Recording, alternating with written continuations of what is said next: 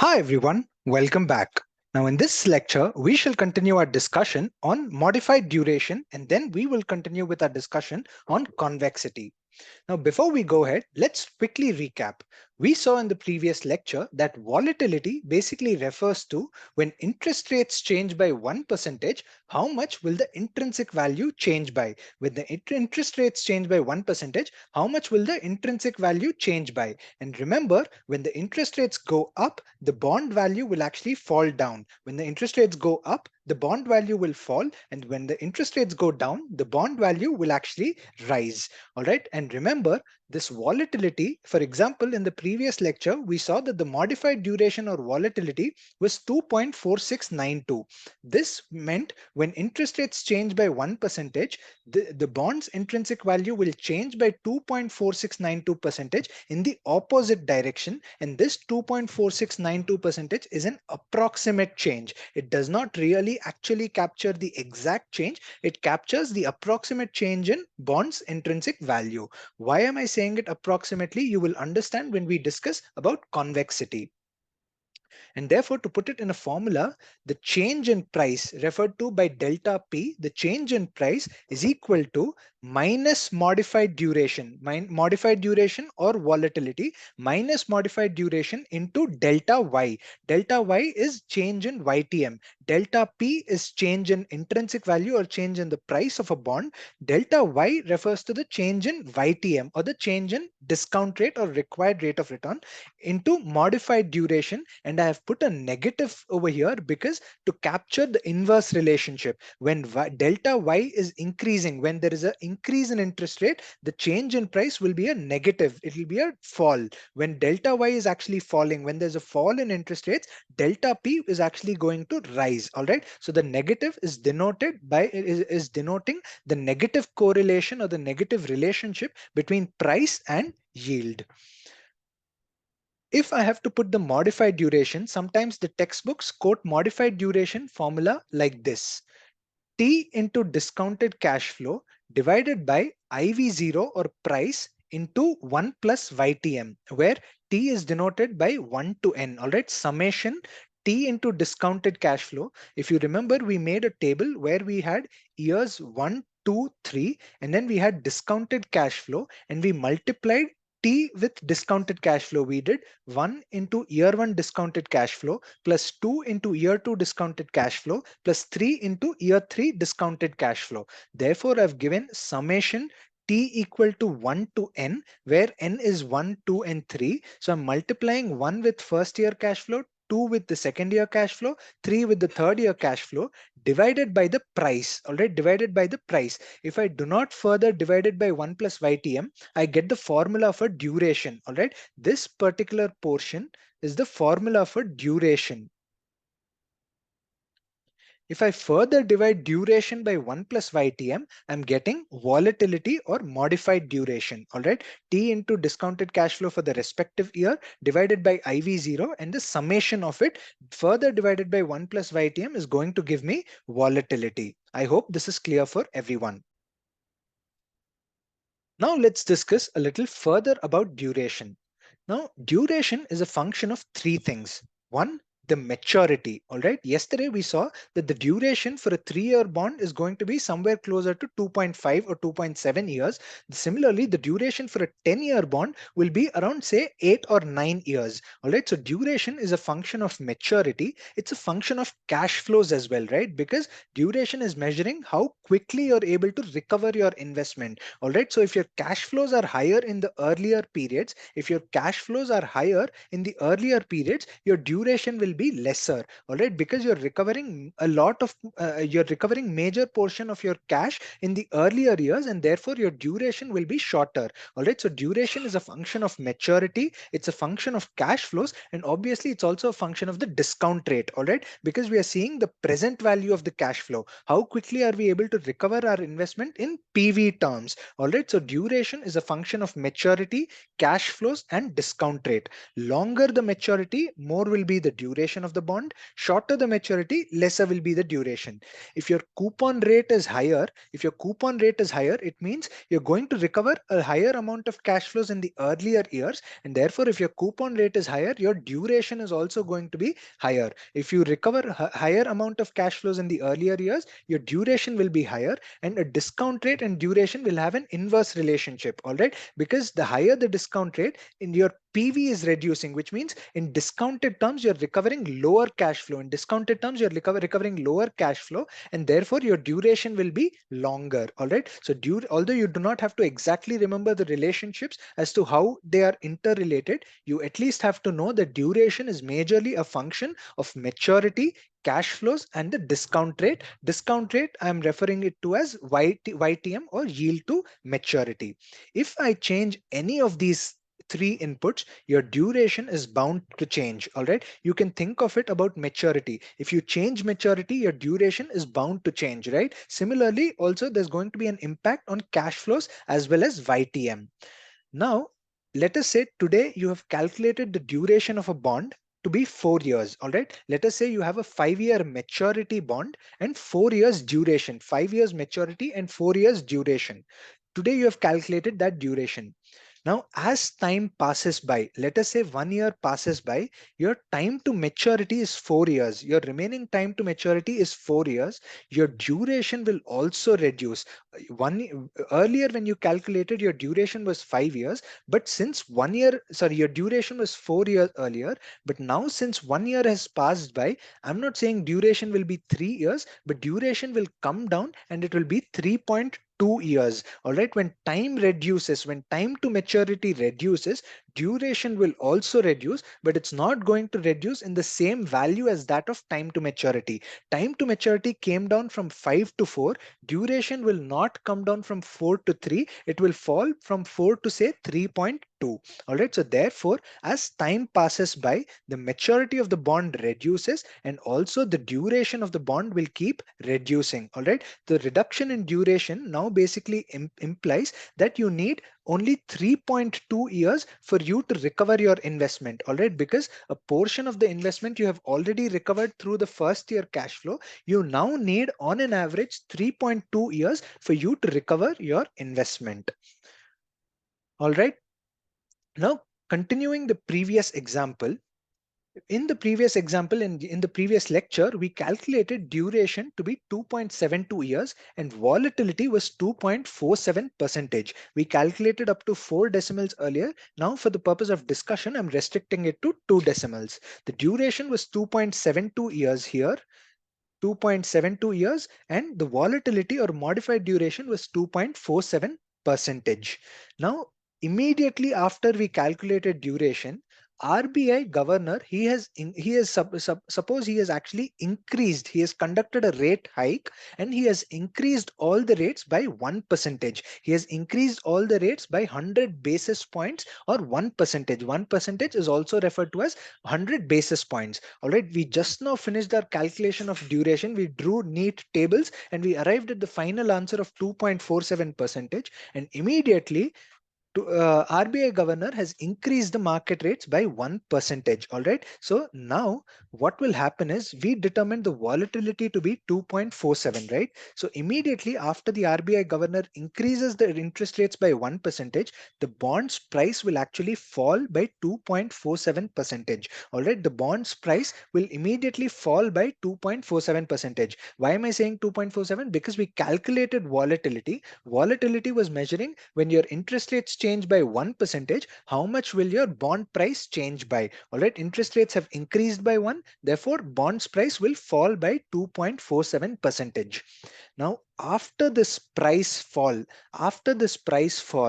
if you now sit down to calculate your duration will no longer be 2.72 years, and similarly, your volatility also will no longer be 2.47%. Your duration after the rate hike is no longer going to be 2.72 years, and similarly your volatility is also not going to be 2.47 percentage, which means duration and volatility are constantly changing numbers. All right, duration and volatility are constantly changing numbers. Why has your duration changed the way your duration has changed? Because your discount rate is now no longer what it was earlier. Your discount rate or YTM has actually increased by 1%, and your duration accordingly is also going to change. Your duration will not be 2.7 years. It will not no longer be 2.72, and your volatility is also no longer 2.47. All right. So in real world, once you calculate duration or volatility, are you done with your job? The answer is no. All right. Every time there is a change in the market, you will definitely have to recalculate your duration. And even if there is no RBI rate change, still you have to recalculate duration, because maturity is definitely going to decrease. Maturity of a bond is never going to remain constant. All right. Maybe your cash flows and discount rate will never change. All right. But your maturity is always going to decrease. And therefore, if you are an active portfolio manager of a bond, of if you're an active portfolio manager of a portfolio of bonds, then you have to keep recomputing duration for you to manage the risk of your portfolio. All right. So duration and volatility are not constant. Now let's take another example.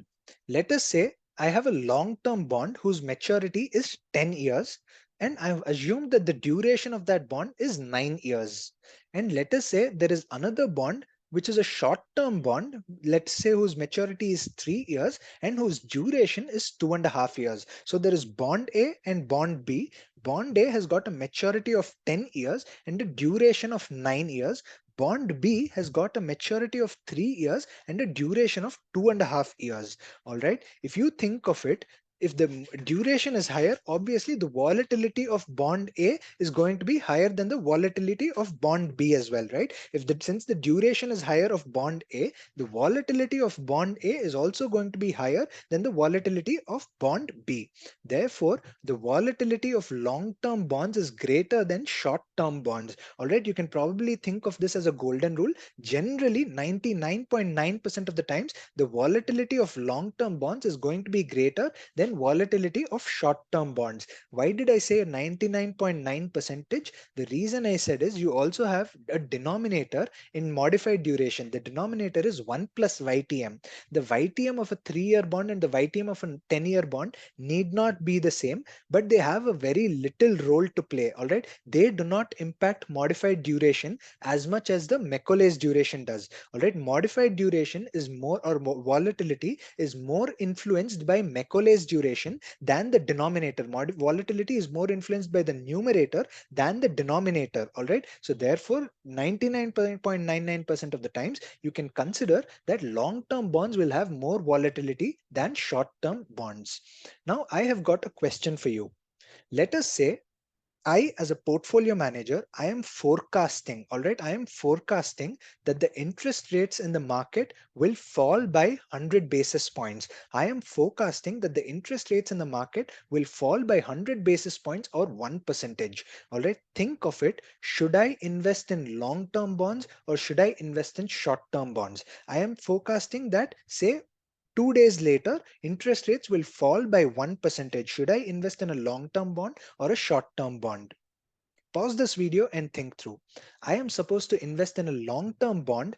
Reason being, if the interest rates fall by 1%, the long term bonds will rise by 9%, whereas short term bonds will only rise by 2.5%. Therefore, if I buy the bond today, I will gain more in case of a long term bond rather than in case of a short term bond. All right, I will be gaining more in case of a long term bond rather than a short term bond. And therefore, if I expect interest rates to fall in future, I will actually go and invest in long term bonds rather than short term bonds. All right, I will go and invest in long term bonds rather than short term bonds. Similarly, if I expect interest rates to rise, all right, standing today, I am expecting interest rates to rise in the future. All right, 2 days later, I am expecting RBI to go with a rate hike, and I am forecasting that interest rates will go up by 101%.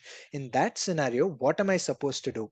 I am supposed to invest in short term bonds. I am supposed to actually actually invest in short-term bonds because my loss will be restricted to 2.5%, whereas in case of a long-term bond, my loss will go up to 9%. All right. So if I focus that interest rates will rise in future, then I will move all my money into short-term bonds because the loss is going to be lower than in case of long-term bonds. You will think this is, oh wow, this is so easy, but the most difficult part is to make a forecast of whether interest rates are going to rise or whether interest rates are going to fall. All right, once you know the forecast, we obviously deciding whether to invest in long term or short term is very easy, but the most difficult part is making the right forecast. One is you have to forecast, and second, your forecast should actually come out to be true.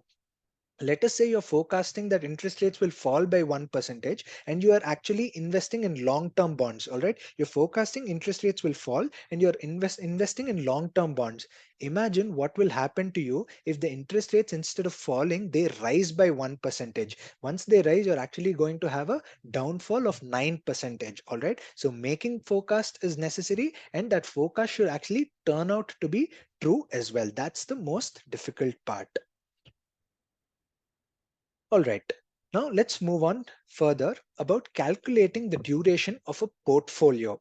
Earlier, we saw how to calculate the duration of one particular bond. We calculated the duration of one particular bond, wherein we actually saw that we were drawing that table by doing time multiplied by discounted cash flow divided by the price, and then into 1 divided by 1 plus YTM further gives us the volatility. Now, let us say you have got a portfolio of bonds. What do we mean by portfolio? You are owning more than one bond. All right. So let us say there are two bonds. Bond A, whose market value is 100 million and whose duration is, say, 3 years. All right. And there is another bond B whose market value in your portfolio. Remember, the market value over here refers to the market value in your portfolio, which means you probably own more number of bond B rather than bond A. All right, the number of bond B that you're owning is more than that number of the bond A.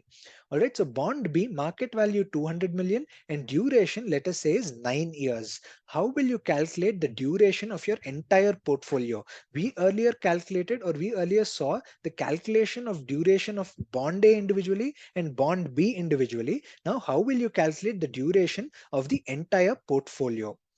Duration of the portfolio is nothing but the weighted average duration of the individual bonds. Duration of the portfolio is equal to the weighted average duration of the individual bonds, which means you take the weight of bond A, multiply that by bond A's duration, plus weight of bond B multiplied by the duration of bond B. How do we see weight A and weight B? Weight A and weight B refers to nothing but market value weight of bond A in your total portfolio and market value of bond B in your total portfolio. Your total portfolio value over here is 100 plus 200, which is equal to 300. Market value of bond A is 100 million. Therefore, weight of bond A is 1 divided by 300 divided by 300, which is 1 by 3. And weight of bond B is 200 divided by 300, which is equal to 2 by 3. All right, so weight A is 1 by 3 and weight B is 2 by 3.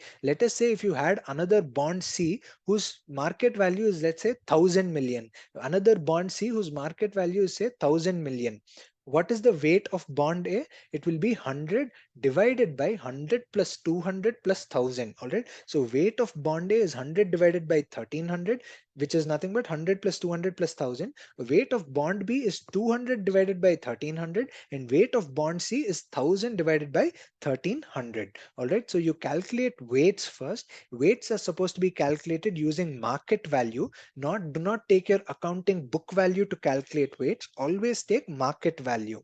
Multiply the weight with the respective duration. All right, so over here it was 1 by 3 and 2 by 3. All right, so I do 1 by 3 multiplied by duration of A plus 2 by 3 multiplied by duration of B. All right, so 1 by 3 multiplied by 3 plus 2 by 3 multiplied by 9, which is equal to 1 plus 6 or 7 years. The duration of this entire portfolio is actually 7 years. All right, so you have a portfolio with two bonds, one bond A whose duration is 3 years, another bond B whose duration is 9 years. The portfolio's duration is actually 7 years, which means on an average, you are going to recover your investment in this portfolio. On an average, you're going to recover your investment in this portfolio over 7 years. All right, so that is how you interpret the duration of the portfolio.